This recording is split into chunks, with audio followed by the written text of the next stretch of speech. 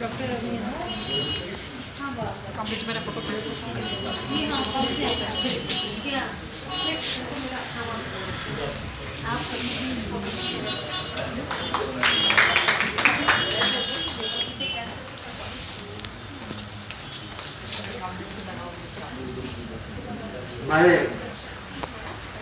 मुझे खासतौर पर 40 मिनट बोलने के समय दिया गया था, तो अब मेरा 40 का 0 कट गया और 4 मिनट।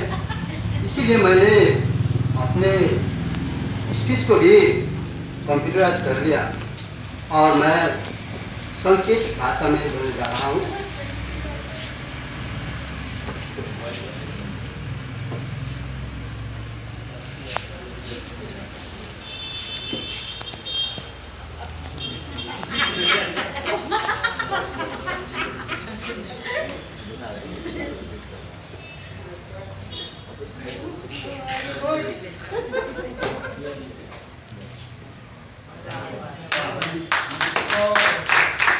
मेरे हैदराबाद के जो विचार था तो करीब समाप्त हो गया। ये जो पुस्तक मैंने आप लोगों को दिखाया, ये इंग्लिश में है और हिंदी में है और सॉरी हिंदी में नहीं, नेपाली में है। तो हम हिंदी में आ रहे हैं।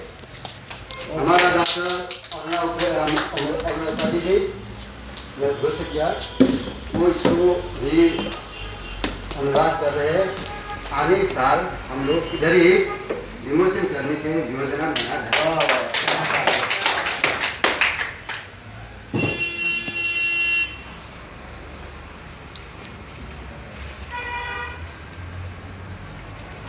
तो मेरा 2 मिनट खत्म हो गया। जब मैं भारत में आया था और भारत से बाहर रहता हूँ, बहुत से लोगों से मिलता हूँ, तो मैं कहता हूँ कि भारत की राष्ट्रीय भाषा हिंदी है। मुझे पता नहीं था कि भारत की राष्ट्रीय भाषा हिंदी नहीं है।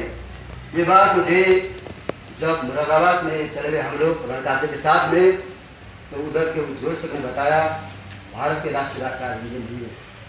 जब मैं ये बात सुना मैंने, तो मुझे बहुत दुख पहुंचा और उससे थोड़ा इसका बैकग्राउंड भी बता दिया था।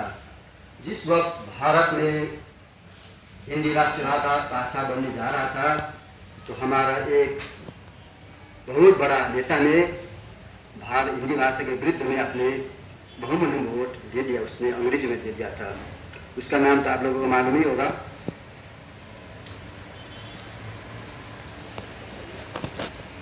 मैं आज के सत्र में सब लोगों ने हिंदी के बारे में चिंता करते हुए देखा।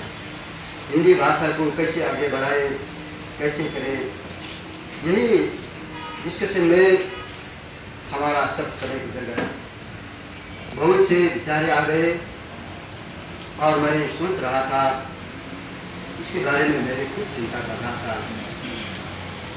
मैं 1 महीने के दौरान में हूँ, अभी ये हैदराबाद की यात्रा के दौरान में, तो कुछ राज्य में मैं गए, तो उस राज्य में हिंदी का बहुत सी बात बैन किया गया है और ये ऐसा अधिकार राज्य को देना चाहिए या नहीं चाहिए, ये मैं सोच रहा था। क्योंकि किसी एक राष्ट्र बनने के लिए, किसी एक देश बनने के लिए, उसके लिए जाति चाहिए, धर्म चाहिए, भाषा चाहिए, लिपि चाहिए, बहुत से चाहते हैं। तो अब भारत में एक समस्या हो गया कि कौन से भाषा को और राष्ट्रभाषा कहे।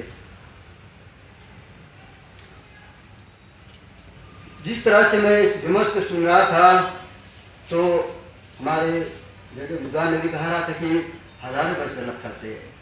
मुझे ऐसा नहीं लगता कि मैं छोटकर में एक ही बात बता देना चाहता हूँ कि इस समस्या के समाधान के लिए भारत एक प्रजातांत्रिक मुल्क है, इसमें कोई शंका नहीं है। प्रजातांत्रिक मुल्क के सबसे मूल्यवान बात ये होता है कि जनता को मत को कदर करे और जनता किधर जा रहा है। भारत में जितने भी राज्य उन लोगों में अपने राज्य की भाषा तो हो ही रहता ही है।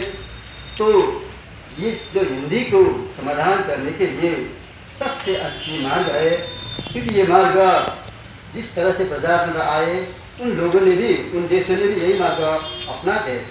तो जब वही लंदन में एक हुई थी, उन लोगों को, लंदन को, यूके को यूरोपियन यूनियन में रहना कि नहीं रहना, उसने इस निर्णय को जनता पर छोड़ दिया। तो मुझे लगता है कि भारत सरकार को भी अब हिंदी भाषा को राष्ट्रीय भाषा बनाने के लिए जनमत पर छोड़ देना चाहिए और वोट करना चाहिए। अब जब भारत सरकार इस मत को आगे सारेंगे तो बहुत से मत आ ही जाएगा और हिंदी को राष्ट्रीय भाषा बनाने से कोई रोक भी नहीं सकेगा। फिर भी इस बात में हम सोचना चाहिए कि जब भारत को राष्ट्रीय भाषा मत से दिया जाएगा तो क्षेत्रीय भाषा और राज्य भाषा क्या होगा। तो राज्य भाषा को भी आत्मा से स्वीकार करना चाहिए और कुछ भी राज्य में रहे लोगों को एक जाति से दूसरा जाति को भी आत्मा से स्वीकार करना चाहिए कि वो भी हमारे ही राज्य के, हमारे ही देश के जनता है, हमारे ही देश की भाषा है, हमारे ही देश के सब कुछ है। क्योंकि कोई एक जाति से राष्ट्र नहीं बनता, बहुत से राष्ट्र से ही एक फुलवारी की तरह एक सुंदर राष्ट्र बनता है। मैं इतना ही कहता हूँ। धन्यवाद।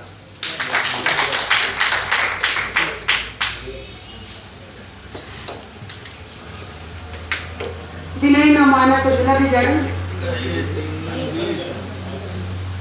विनय न मानत जलधि जड़, गए 3 दिन बीत, बोले राम सकोप तब, भय न हो जाते। भयवाद पर 3 इतनी मोटी मोटी किताबें देखकर भयवाद के प्रतिष्ठित साहित्यकार श्री देश सुब्बा जी को ये मुझे लाइन याद आई। और आप अपनी ये पुस्तकें अकेला पूर्वोत्तर अकादमी को भेंट करना चाहते हैं। अकेला वाजी श्री निवेदन जी के नमस्कार आए और अकादमी का जो पुस्तक संग्रह है उसको समृद्ध करें।